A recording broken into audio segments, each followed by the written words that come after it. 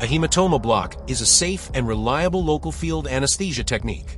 It allows for the manipulation of acute Colles fractures while also providing extended pain relief for up to 12 hours. Preparation.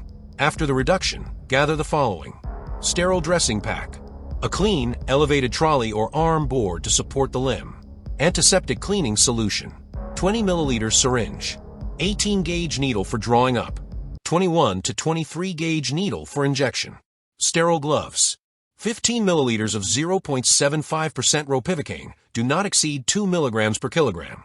Dilute with normal saline if necessary, particularly in patients weighing less than 55 kilograms. Always perform a distal neurovascular examination beforehand. Try to palpate the fracture step or edge, then prepare the skin aseptically. Procedure.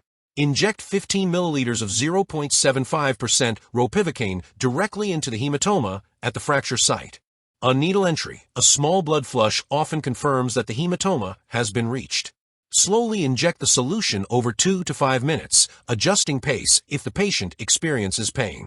Once the injection is complete, remove the needle, apply light pressure to the site, and dress it appropriately.